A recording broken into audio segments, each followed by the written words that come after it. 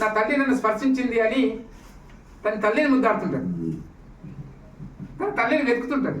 ఆ విధంగానే ఒక టీచర్ యొక్క స్పర్శ విద్యార్థికి జ్ఞాన సంపదను ఇస్తుంది. సమాజంలో చాలా మంది ఉద్యోగస్తులు రిటైర్ అవుతుంటారు, లేదా ఒక ఊరికి ట్రాన్స్ఫర్ అయిపోతుంటారు. ఇంతో అంతో ప్రజలు ఎవరైనా కానీ ఆ ఊళ్ళో పనిచేసినందుకు అందించిన సేవలకు గుర్తుగా ఈ చిన్నపాటి సన్మానం ఒక టీచర్కే జరుగుతుంది, ఎవరికి జరగదు. మనం అనుకుంటాం ఏంటంటే జనరల్గా ఈ ఇప్పుడు తులసి మొక్క ఉంటుంది, గంజాయి మొక్క ఉంటుంది. గంజాయి మొక్కకు వెలువెక్కువ, అది అమ్ముకుంటే పైసలు వస్తాయి, తులసి మొక్క అమ్ముకుంటే పైసలు రావు. కానీ భగవంతుడు తన సన్నిధికి చేరుకునేది గంజాయి మొక్క కాదు, తులసి మొక్క మాత్రమే. ఆరోగ్యమైంది. అంటే టీచర్ అనేవాడు విద్య ఇస్తాడు, జ్ఞాన సంపదను ఇస్తాడు, మనకు సమాజానికి కావాల్సిన విషయాలను తెలియజేస్తాడు. జనరల్గా మీరు చాలామంది మనం అక్కడక్కడ పోతుంటాం, చూస్తుంటాం, హాస్పిటల్స్ పోతుంటాం, అక్కడ ఎవరిని గుర్తుపట్టరండి, ఒక టీచర్నే గుర్తుపడతారు. బాగా గుర్తుపెట్టుకోండి. ఒక అంటే టీచర్ ఎట్లా గుర్తుపడతాంటే ఒక ఉదాహరణ చెప్తా, బెస్ట్ ఉదాహరణ చెప్తా, మీ టైంలో ఎక్కువ తీసుకోను.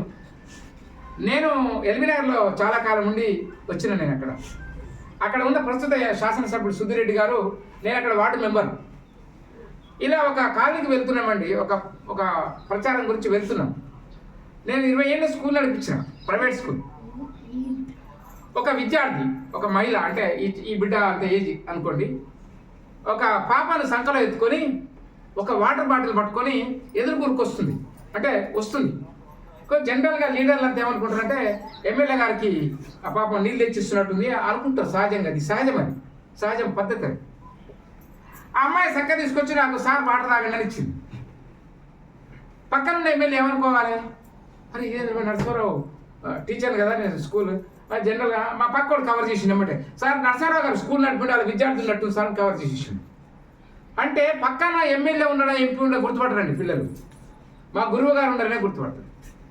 ఇది నిజం. ఇది నేను ఒకసారి హాస్పిటల్ పోతే కూడా, హాస్పిటల్లో ఈ ఎక్కువ సెక్యూరిటీ గార్డులు మగ పిల్లల్ని పెడతారు, ఈ మధ్య ఆడవాళ్ళని పెడుతున్నారు. ఎందుకంటే మొగోళ్ళను దబాయించి బెదిరించి లోపలికి పోతున్నాడు. ఒక అమ్మాయి అక్కడ సెక్యూరిటీ గార్డుకు ఉంది. ఎందుకు చెప్తున్నా అంటే టీచర్ అనేది గొప్ప వృత్తి అండి, అమూల్యమైన వృత్తి. నేను హాస్పిటల్లకు జనరల్గా మాకు సిస్టమ్ ఫాలో అవుతాం, ఇట్లా తోసుకొని పోయాం, ఎక్కడికి కూడా తెలుసులో అట్లా పోదు. అమ్మాయి ఏం చేసిందంటే ముస్లిం అమ్మాయి, మామూలుగా మేము చూసినాం, అందరినీ పోలేయట్లేదు, మేము సపోర్ట్ చేయక నిలబడ్డాం. వాస్తవంగా వాళ్ళకి ఏం తెలిసి ఎవరో చాలా విఐపీలు వస్తారు పైన చుట్టాలను చూడడానికి. నన్ను అమ్మాయి ఉండి సార్ మీరు పోండి సార్ అన్నారు. నేను మా భార్య ఇద్దరం కలిసి సరే ఇప్పుడు ఎందుకు అడగాలని పైకి పోయి వచ్చి మా పేషెంట్ చూసి వచ్చినాం. చూసి వచ్చిన తర్వాత కిందికి వచ్చిన తర్వాత అడగాలి అసలు మమ్మల్ని ఎందుకు పోనిచ్చింది, మరి వేరే వాళ్ళని ఎందుకు పోనీ వస్తే నానా మమ్మల్ని ఎందుకు పోనిచ్చినాం మరి వీళ్ళంతా అంటే, మీరు శాంతినికేతన్ హెడ్ మాస్టర్ కదా సార్, మా చెల్లి పిల్లలు చదువుతారు సార్ అన్న. అంటే ఉపాధ్యాయునికి ఉన్న గొప్ప లక్షణం అదండి, గుర్తుపట్టేస్తారు. పక్కన వచ్చి కూర్చుంటే సీట్ ఆఫర్ చేస్తారు, మంచిళ్ళు ఆఫర్ చేస్తారు, అంత గౌరవం ఉంటుందండి. కాబట్టి అలాంటి వృత్తి నుండి ఏ ప్రదేశం నుండి ఏ ప్రదేశానికి వెళ్ళినా ప్రదేశమే మారుస్తుందని తప్ప మన ప్రస్తుత వృత్తి ధర్మాన్ని మార్చలేమనేది మనం గుర్తుపెట్టుకోవాలి. నేను ఒక్కటి సార్, తమరు ఇక్కడ 9 సంవత్సరాలు చేసినట్టుగా ఇప్పుడు వాళ్ళు చెప్పారు. మీరు ఏ ఊరికి వెళ్ళినా అద్భుతంగా మీరు సేవ చేస్తారనేదే అద్భుతంగా. మీ పిల్లలు కూడా చాలా యాక్టివ్ ఉన్నారు. 9 సంవత్సరాలు వాళ్ళ 100% పవర్ఫుల్ ఆక్సిజన్ లెక్క తయారు చేశారు. Great you are.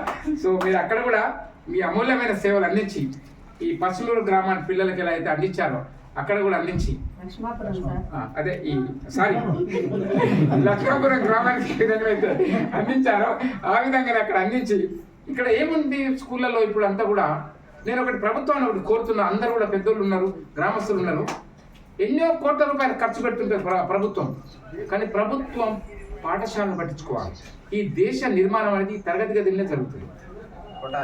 నేను ఒకటి కోరుతున్నా, ఎంతో మందికి కోట్ల అంటే ఈ రోజు మనం ఫస్ట్ ఉంటాము, అది పెట్టి ఊకే వాడిని పెట్టాలండి, స్కూల్లో ఊకే వాడిని పెట్టాలి.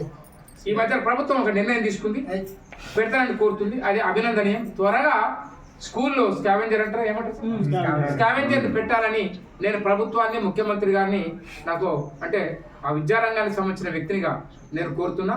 వీరికి కూడా శుభాకాంక్షలు తెలియజేయచ్చు. వచ్చిన ఉపాధ్యాయునికి కూడా వారికి కూడా స్వాగతం పలుకుతూ